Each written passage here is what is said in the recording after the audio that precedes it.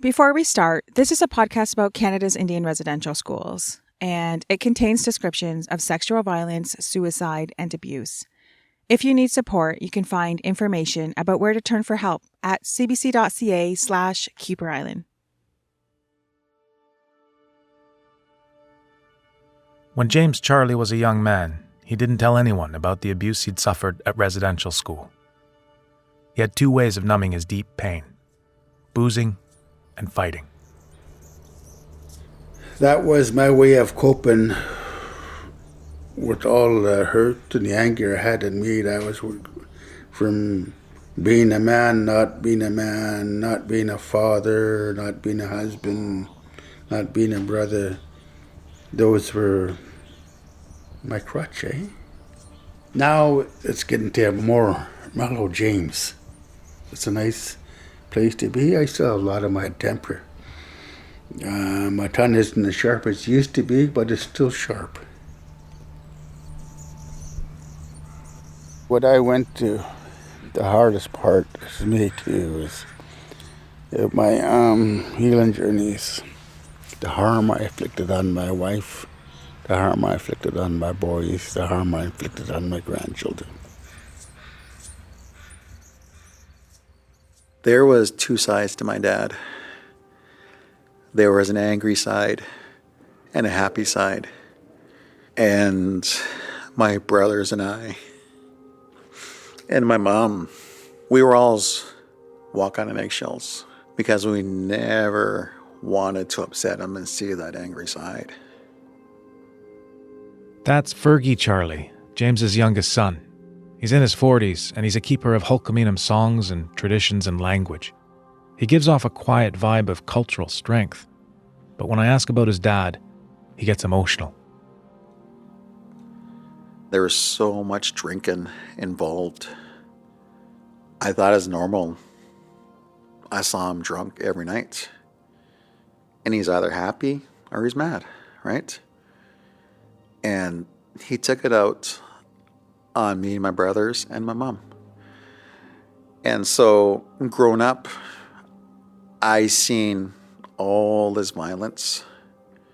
We got the leather belt every night. If one son got in trouble, all three of us got spanked. If my dad got mad, mom would get beat up. A lot of things he got at residential school, my brothers and I also got. We grew up watching the Brady Bunch, Leave It to Beaver, seeing all these white families in a nice house, the white picket fence, having a meal together, and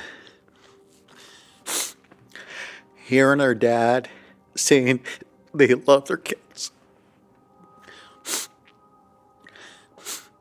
We never heard that growing up. We never did. And growing up as kids,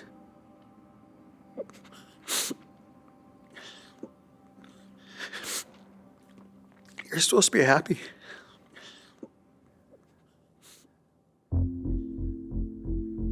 Fergie didn't go to residential school, but that didn't protect him from the horrors inflicted on his parents and grandparents. In this episode, we're going to really get into the intergenerational aftershocks of Kuper Island. And we'll put tough questions to the organization that sheltered one of the school's worst predators. I'm Duncan McCue, and this is Kuper Island.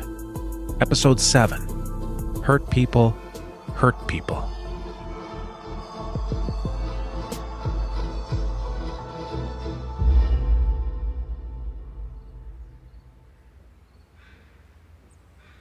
When I first met James, he struck me as a man's man. The more I've gotten to know him, the more I've seen his tender side. When I drop by, he's often outside, tending to his garden. That's a cherry tree there. Okay. That's a plum tree, pear tree. This is a peach tree and a cherry tree. I have 3 different types of cherries here. Strawberries here. Could add a couple more rows. Another row of raspberries here. And blueberries. I have flowers starting to bloom at the rhodos, azaleas, and the different plants all bloom all time, summer long. The ground here has lots of clay, so it's taken him 20 years or so to nurture this tiny oasis. You brought in the topsoil? Yeah, I have to. Oh my goodness. Yeah. That's a lot of work. It is. Wow. Yeah, so it's a labor of love. Why do you like spending so much time in the garden? It's peaceful. Very peaceful. This yard is a tribute to my late mother and my wife. It's dedicated to the woman I love, my wife for 50 years, my late mother. James was open with me about the harms he'd inflicted upon his family in his younger years, but I wanted to hear his wife Lexi's view. She attended residential school too, near Vancouver. It's where she and James met over 50 years ago. What do you love about him? Let's see. He has so many problems. Where do I begin?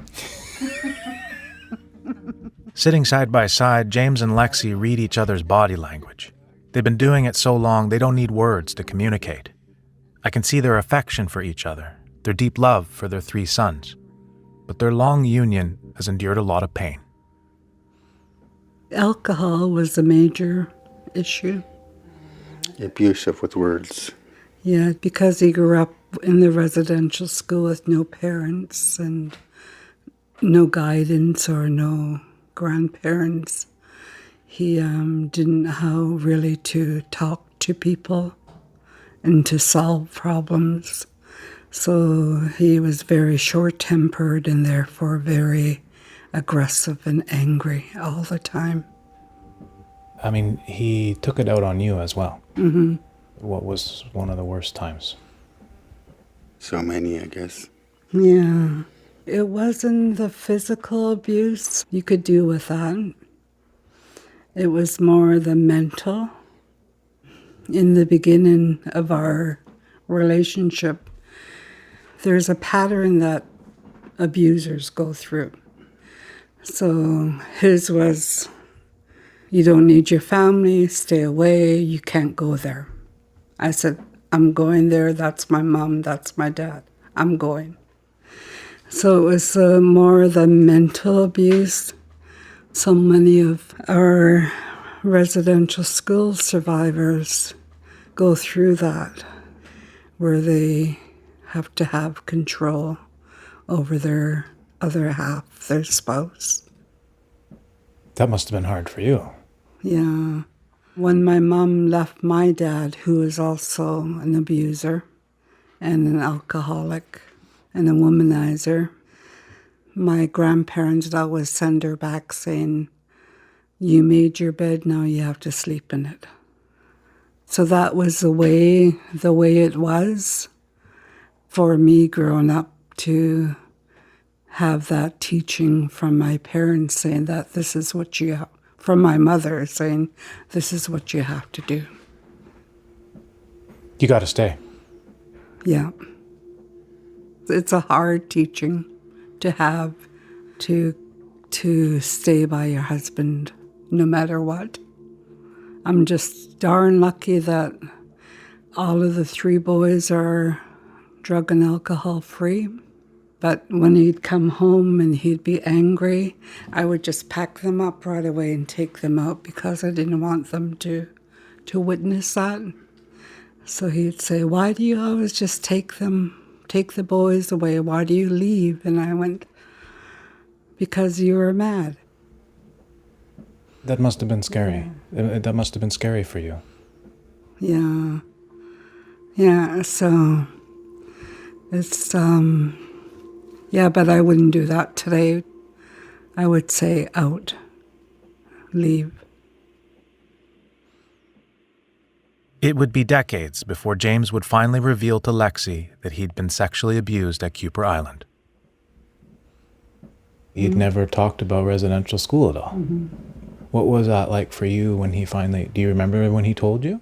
I was in shock. Did it explain his behavior at all? Or did it... No. No? No, we didn't tie the 2 together at all. I didn't. Did you? Oh, yeah. Yeah. Mm-hmm. He always told me that he didn't want kids. I don't want kids. I know I wouldn't be a good father. I said, oh yeah, you will. So I just never knew the story behind it, though, why he didn't want kids. Which was? That because of the residential school, he wouldn't be a good father. He would have all those same expectations from the boys. How were you as a father? How was I as a father? Oh, I was the best father around. A scale of 1 to 10 put me at a 4. Yeah. You can put me at a 7 or 8 now. It was one thing to ask James about his parenting, quite another to ask one of his sons. Picking huckleberries. Clump sales squawkshious. Clump sales squawkshious. Fergie teaches Hulkaminam language at the Tsimenes Community School, where he's often surrounded by a circle of small children reading language flashcards. Good job. I'll see you guys on Tuesday, okay? Be tight. Right? Hajka. He credits his strong cultural upbringing to his maternal grandparents, who he spent a lot of time with, because growing up, things at home were often rough. At soccer practice, I lost one shin guard.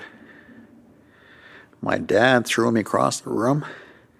Then he beat me up until I found that shin guard. This is for losing shin guard. Do you think it would help me find it? I played outside. It was a day like this. I was in the mud. I came inside dirty. I got spanked with a leather belt. My dad threw me in a shower. And he goes, "You don't move until I come back." And so he left me in there for an hour. All the hot water was gone. He came back and he forgot about me. An hour later, he said, I was just like this, shivering. How old were you, Fergie? I was 6. He said my whole body was blue.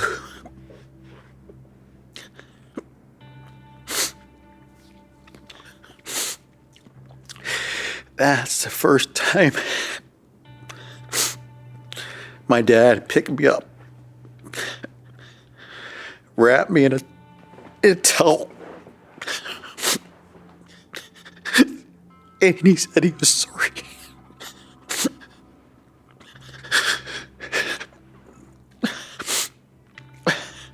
And he warmed me up. I was never mad at him. I was only 6 years old. But these things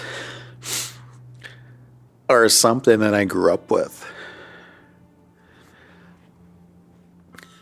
He took it out on your mom as well. So much black eyes and bleeding noses and fat lips. Grew up in my whole life and seeing my mom cry. Yeah, we're chased through the woods, chasing us on cars, right? And my mom has gone through hell and back. No person ever deserves that. Nobody. It's one of the hardest truths about residential schools. The violence children suffered there are often carried into their adult lives. The challenge for intergenerational survivors, the children and grandchildren of survivors, is putting an end to the vicious circle of abuse. I made a promise to never, ever touch my kids. I've never spanked them in my life. I've never hit them in my life. I've never hit any of my partners. It's breaking that cycle. Growing up, my dad, the priests would come to his room, pick him up, take him to their room, and they physically and mentally abuse him. And so when my dad got home, when he moved to Penelakut, when I was 7, he'd come home drunk. Then he'd come into my room and pick me up, pack me up, take me into his room, and he would tell me all these things that happened to him at residential school. He would tell you about them? He would tell me. When you were little? Yeah, when I was 7 years old. And he never told my older brothers, but he told me of the abuse that he got. And so at a young age, I knew what he went through. I don't think he remembers because he talked to me until he passed out. Then I go back to the room. Wow, that must have been crazy as a kid. Well, what was it like hearing those stories? It's like a Stephen King book. And like my dad said, it's like a bad dream that will never go away. The things that my dad and uncles endured, there's a lot of anger inside them. And they've apologized. Do you remember that when he first came to you without apology? What was that like that day? Well, he's drunk. He's drunk. He goes, son, I'm sorry for what I did to you and your brothers and your mom growing up. But he goes, I knew no other way. And this is what I was taught, to be aggressive, violent. And I had no parenting skills. And it took a lot from my dad to say that to me when he was sober. Son, I'm sorry. And now he even says, I love you, right? He says that every time I call him or I see him. And I always told him, was like, Dad, we know what you've been through. We have a childhood that we cannot erase, but you have a second chance with your grandkids. And that's what he's doing. James's apologies to his sons happened around the same time that James was initiated into the Longhouse, the spiritual heart of Hulkaminam culture. He introduced his sons to the Longhouse and also began taking his sons and grandchildren on tribal canoe journeys up and down the BC coast. I grew up with my grandparents, they raised me here on Penelakut, and James and Lexi also took in their granddaughter, Caitlin. It was another go-round at parenting. Caitlin is now finishing law school, a path she's chosen in part because of what her grandparents endured. Growing up with my grandparents and my dad, I was like, how can someone just take children and abuse them? And then, we have all of these impacts. How isn't that illegal? I just wanted to go to school to learn more about the law and hopefully make an impact so that something like that doesn't happen again. And also hold the people accountable that hurt First Nations people and that continue to hurt them. So I guess it's just a little bit of me being spiteful towards the government and the churches and the people who write legislation still. You say being spiteful, but you say you want to hold them accountable for what? Just the way that they hurt people like my grandparents and my dad.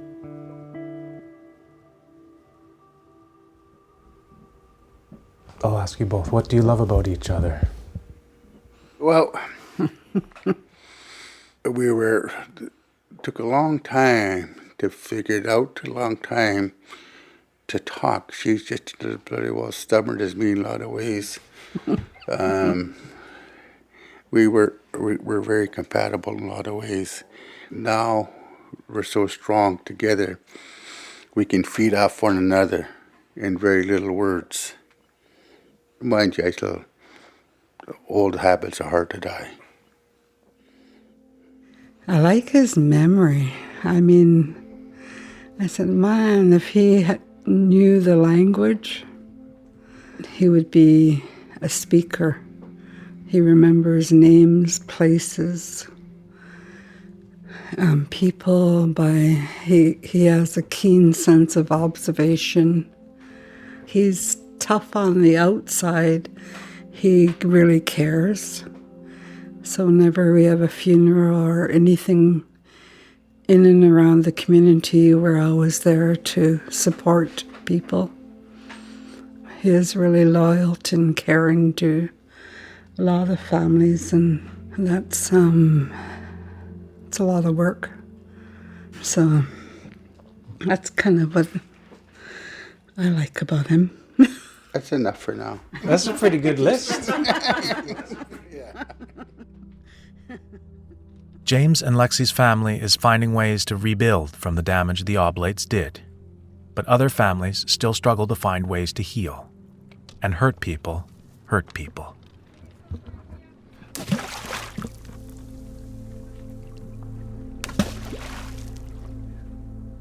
The ripple effects of residential schools really hits me one day as we wait for the ferry at Penelakut. On one hand, it's idyllic. Two proud grandparents watch their grandsons throw rocks as far as they can into the sea. But I'll still go the farthest since I'm higher. You're lower. You thought that the farthest throw? Let me show you the farthest.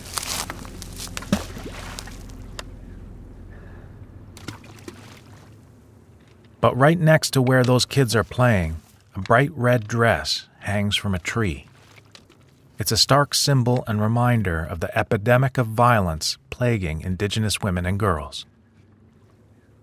Indigenous women are 4 times more likely than non-Indigenous women to be victims of homicide in Canada. Almost 2/3 of Indigenous women have been sexually or physically assaulted in their lifetime. A small community like Penelakut, as close-knit as it may be, isn't immune to the violence. And I met an intergenerational survivor who lives close by that red dress flapping in the breeze, who spent a lot of years connecting all the dots. Nitsan was Penelakut, Snahimet Qutis, Simalton, Theuston. That's Rocky James. His dad attended the Kuper Island School. Rocky left the community to pursue higher education, where he thought a lot about how Catholic culture changed the Hulkaminam way of life, the patriarchy, the homophobia, the prevalence of sexual violence against children. I can't help but notice that there's a red dress hanging at the ferry terminal. I can't help but notice that there's a case here in the community. Does that tie into this conversation in any way? Yes, it does. There's been 2 big cases on the island where women have been murdered. One, they don't know who murdered her. The second one was my cousin, who was murdered by her husband in the presence of one of her children. Yeah, this has everything to do with the injustice that Indigenous people still struggle with in Canada. Rocky did his master's thesis on lateral violence. That's the way Indigenous people sometimes lash out at each other. He connects it back to the methods of the nuns and brothers at the residential schools. What came out of that was this concept called fear-based learning. And it was kind of the entire way that the Indian Residential School as a learning institution functioned was on this concept of fear and intimidation. A priest or a nun as an instructor would use fear to manipulate children individually, but they also taught children how to use fear and manipulation with other school children. So there were these actions of bullying between students, and sometimes a priest or a nun or a group of priests or nuns would teach children how to be abusive towards each other. And so Rocky finally started to have an explanation for why there was so much lateral violence in his community. As people who struggle with trauma, when people are struggling with what they're feeling with, most often they will lash out at the people that they love. And so that's going to be your spouse, that's going to be your children. If you're in an office, it's going to be an employee. And so what does it have to do with Indian Residential School? It goes back to that fear-based learning. And so what I've realized moving home is that silence played such a key role in how people were abused. If you tell anybody, I'm going to hurt you. If you tell anybody, I'm going to kill you. All of these things, silence is still the most persistent aspect of the intergenerational trauma. And so I've had survivors from my community tell me this past summer, I can't talk about it. That's how I've survived. I've moved on from that. I'm not going to be attending your healing session because what I like to focus on now is my grandchildren or my children. Which sounds like a legitimate thing. I want to focus on my grandchildren. What's the problem with that? If a person refuses to ask for help, sometimes the risk is that they will become suicidal, or the risk is that they will become violent towards their family members, or the risk is that after being abstinent from abusing substances for so long, they're going to pick it up again. Or that they'll continue behavior that they may not even be aware that they're perpetuating. Yeah, if you're dissociated and you're repressing feelings, you're not entirely in your body. You're not entirely in your relationships. What I think we're not talking about is psychopathy and sociopathy. These were institutionalized in Indian residential schools. One of the old TRC reports refers to it as institutionalized pedophilia. People still need to hear that story. Because? Psychopaths and sociopaths raise children in a confined space. And that has everything to do with why children are missing and murdered, why children didn't go home, because they were raised by psychopaths who wanted to sexually abuse children and murder them if they felt like they had to. So why aren't we talking about it then? Because we've been so busy just trying to survive. All of our resources are directed towards trauma. Do we go after the few remaining old white guys? That was the most shocking thing about my work as a resolution health support worker, that these priests and nuns weren't being charged. Does that piss you off? Yes. Why? Because it's still institutionalized racism, sexism. It perpetuates the genocide of Indigenous people when non-Indigenous people are not held accountable for crimes against Indigenous people. It's something I've heard over and over during my visits to Penelakut, a desire for accountability. James and Tony and other survivors told us they still live with the abuse they suffered. So we had tracked down Glenn Dowdy, the only oblate at Kuper Island to face criminal charges. The Oblates of Mary Immaculate had been sheltering him for years. It was time to hear from them about paying the price for running Kuper Island and nearly 50 other residential schools in Canada.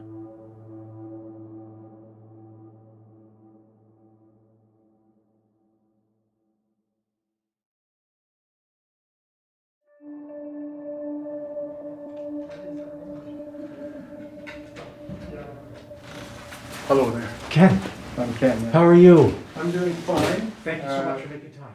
You're welcome. Father Ken Thorson became head of the Oblates of Mary Immaculate in 2019.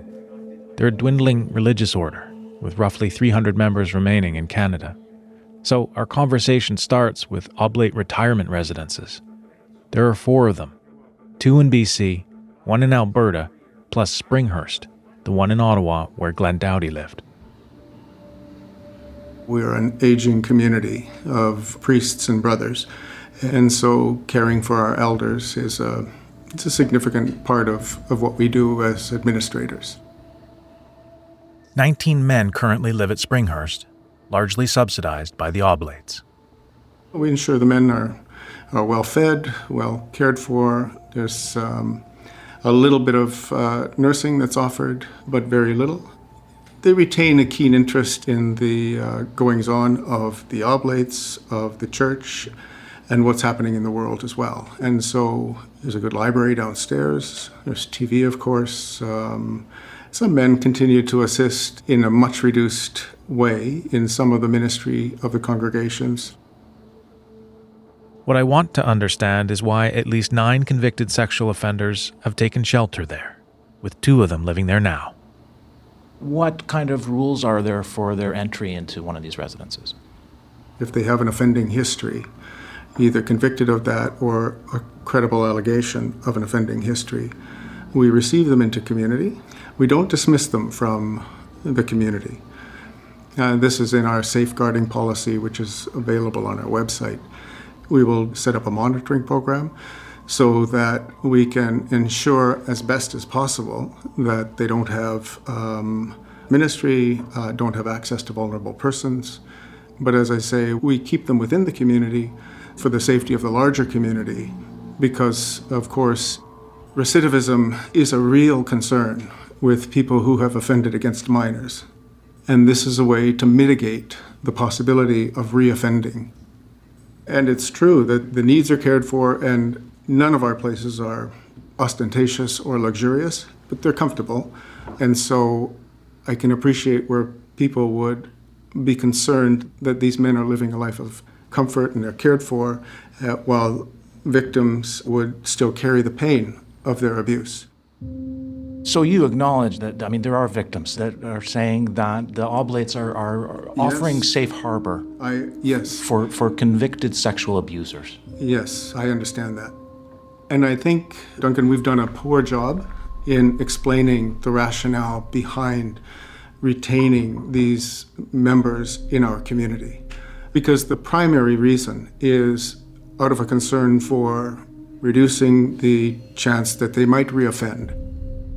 You acknowledge the challenge of recidivism, though, when it comes to sexual abuse with minors. And so what kind of programs are you running for the Oblates and the brothers who are in your care in terms of monitoring and ensuring the safety of the community? Each of them would have what we call a safety plan. And the safety plan requires that they check in with a monitor on a regular basis to see that they're doing the things that they need to do, or to see if there's any behaviors or changes in routine or behavior that might raise a red flag of concern. We have an advisory committee within the Oblate province, within our Oblate group, that meets regularly to oversee the monitoring and to make changes when necessary to a safety plan. Are there any members that are not members of the church who are externally overseeing the safety plans? No, we see the problem inherent in policing ourselves, so to speak. And we are, as soon as possible, we will be moving to a process where largely the oversight would be taken out of our hands and it would go to another group. You see the problem. I see the problem, So yes. why hasn't it happened? We're learning as we go. I recognize that for many victims, and for many people, especially in the Indigenous community, where a number of allegations or convictions of abuse of students have taken place, that's not good enough. And that's one of the reasons that we're looking at the change. Do you have a timeline? My goal would be the next 6 months. So if we haven't been able to manage this shift within that time, then a shift to a process that is acceptable to victims, to their families, to survivors, then, I come back on your program and explain why. Then I ask about Glenn Dowdy, the only Oblate to ever have been convicted of sexual abuse at Kuper Island. Glenn Dowdy, do you know him? Yes. Shortly after being charged in Thunder Bay, Yes. he ended up at Springhurst. Yes. Is he still at Springhurst? No. Why not? Glenn made the choice to leave the Oblates against my strong urging, against the strong urging of the community. Glenn made the choice to leave the Oblates. We worked to encourage him to stay. Well over a year, we had this conversation with him, and he was adamant that he needed to leave. By Canadian law, I can't compel an adult to stay somewhere where he doesn't want to stay. Why did you want him to stay? Because he has an offending history, and because I feel it's our responsibility to ensure as best we can that our members who have offended have adequate supports. And the main support, of course, is a supportive community. How concerned are you that an Oblate brother that offended in every institution that he was in is now no longer in your care and is in the broader community? It's for this reason, Duncan, that we strongly urged Glenn, as strongly as we could, not to leave. So I do have that concern, but Glenn has left the order, and so he's no longer under our care or under our direction. Are you worried about recidivism? I'm worried about recidivism with any offender. We checked with the Correctional Service of Canada, the Parole Board, and the RCMP. None are monitoring Glenn Doughty. The broader question, Ken, is what I would observe as a pattern. Sure. Of the Oblate brothers moving known abusers from school to school. Would you agree that's a pattern? I would. Again, I can't say that it's a pattern because I don't know. Certainly, if it is, I would want to know who made those decisions. I would want to express my deep sorrow and my apologies to victims. And I've not met any of Glenn's victims. What makes it harder to confirm whether administrators knew of the abuse is the difficulty in accessing records for the residential schools run by the Oblates, specifically the Codex Historicus, the daily journals written by priests about operations of the schools, and personnel files. The National Center for Truth and Reconciliation, or NCTR, has been hounding the Oblates to disclose their records ever since the final report of the Truth and Reconciliation Commission in 2015. 6 years later, after the revelations of unmarked graves at residential schools across Canada, the Oblates pledged to turn them over. But a journalist like me still can't get them to find out what they knew of Glenn Doughty's abuse. Why did it take the, quote, discovery of graves for the Oblates to say, we will release the codices? Yes. Yeah. I can honestly say that I don't know. That's a question that puzzles me. And so I don't know what the reticence was. I suppose there was a defensiveness that characterized the relationship too often with the religious communities or with the church. You describe it as a reticence. The Catholic Church and the Oblates have been actively fighting survivors with regard to the release of records. Yeah. Perhaps reticence isn't the best word. What I'm trying to express, though, is the defensive posture that I think the church took on. I certainly see that, and that's certainly the perception of many Indigenous people and people in the church that I've talked to. I mean, my own family. What do they say to you? They say the same thing. They say, why haven't you provided the documents yet? And what do you do when your own family says that to you? I think long and hard about that. And I think what has happened is that our eyes have been opened by the pain and the anger that has emerged. At Kuper Island, there were 160 plus. But they don't know. They don't know how many children died because they don't have full access to the records right now. But there were 160 plus children that died. Trying to piece that together. Yes. Is no end of difficulty for the community. Yes. They haven't had the resources to have archivists. They don't have access to the records from the Oblates. They don't know what happened to their children. Right. And I say I understand. I can't begin to understand what that must be like. I'm a Roman Catholic priest. I don't have children. I don't have an understanding of essentially not having access to your history because somebody has said, we have control of it and we're not going to give it to you. And I understand it's been far too long in coming. Far too long in coming. But I just want to emphasize to you that when I say a pattern, there's a secondary pattern, and that has been that the Oblates have resisted multiple times over decades attempts to get access to the history and records of the church. Yes.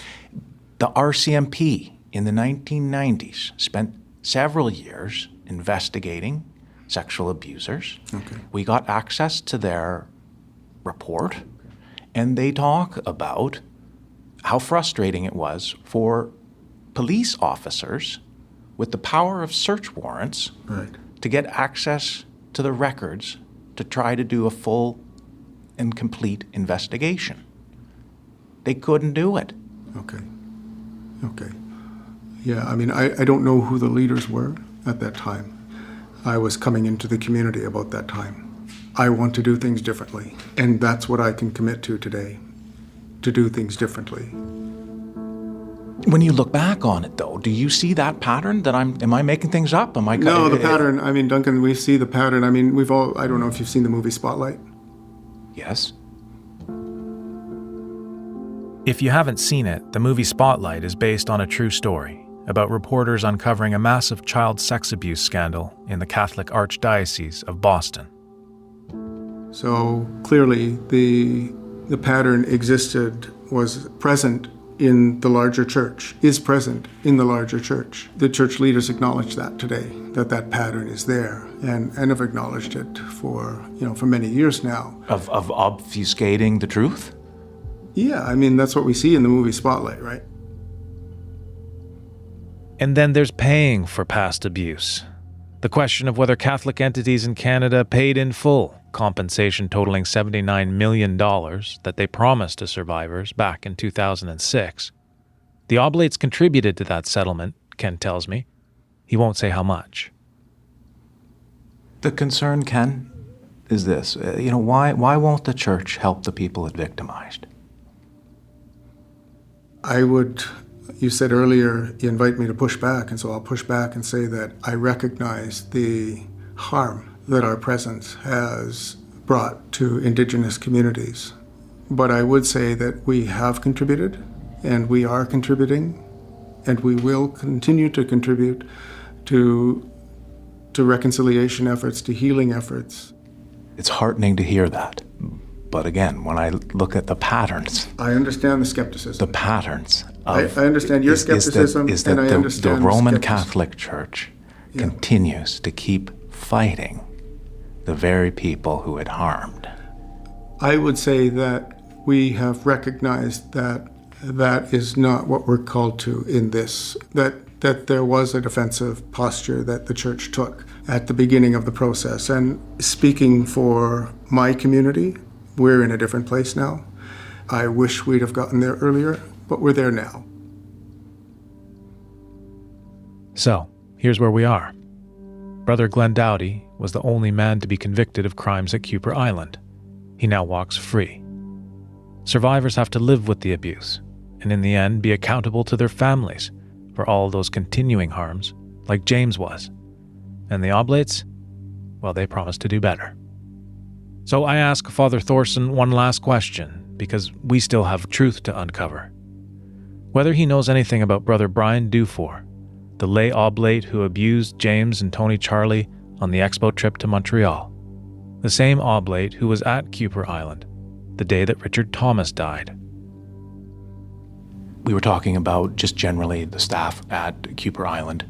Brian Dufour, is that a name that comes... It's not a name I'm doesn't familiar with. ring any bells for you? I just wondered if you had any awareness. I don't. Okay. But I'd certainly be willing to receive the information and look into it. I want to know what happened. As it turns out, we've learned a lot more about Brother Dufour. Information that finally starts to answer our big question about why Richard ended up dead, hanging in the school's gym.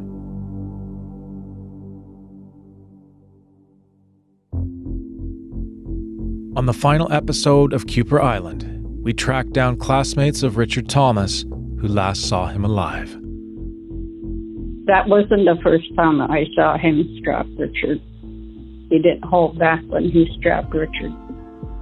Why was he strapping Richard so much? We don't know, but I think Richard just got tired of it, the way Brother treated him, Brother Dufour. Kuper Island is produced by Martha Troyan and Jody Martinson and hosted by me, Duncan McCue. Our senior producer is Jeff Turner. Our coordinating producer is Roshni Nair. Our story editor is Chris Oak. Our mixer is Evan Kelly. And Arif Nurani is the director of CBC Podcasts. Theme music by Zibiwan. Art by Elliot Whitehill. Heichka, Jimigwich, to James, Lexi, Fergie, and Caitlin Charlie, Rocky James, and Father Ken Thorson.